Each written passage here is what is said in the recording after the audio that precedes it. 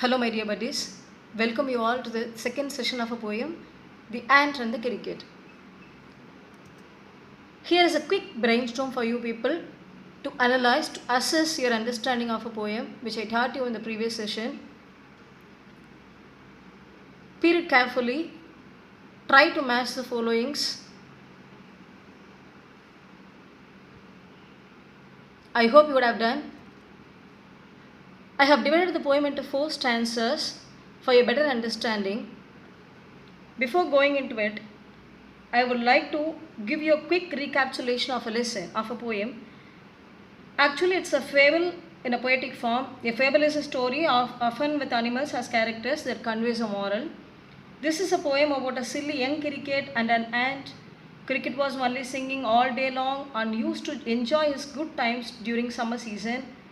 He did not plan anything for the future.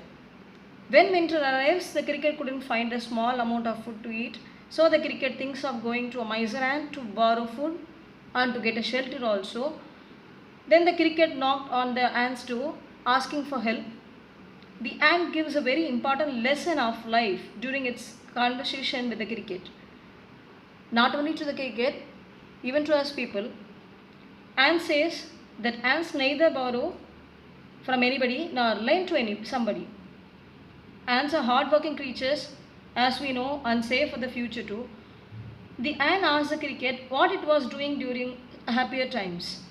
On hearing the cricket indulged in dancing and singing and making merry, the ant asked the cricket to try dancing and singing once again during the rough times.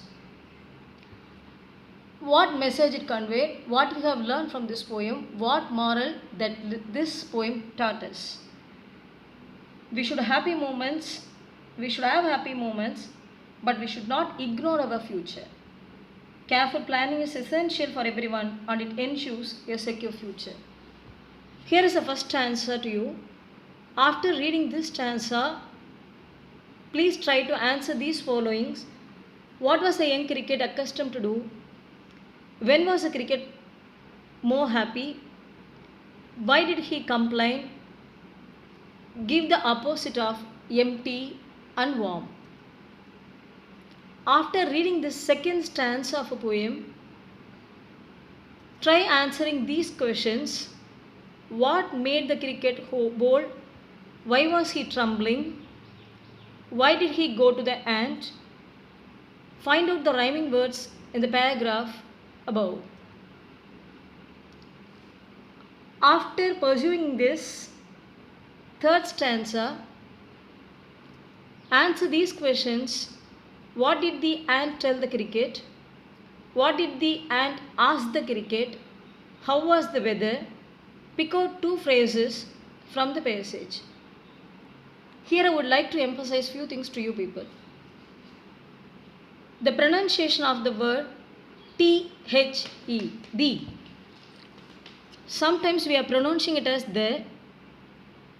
Few areas we are pronouncing it as the. When we are supposed to pronounce it as the and when we are supposed to pronounce it as the.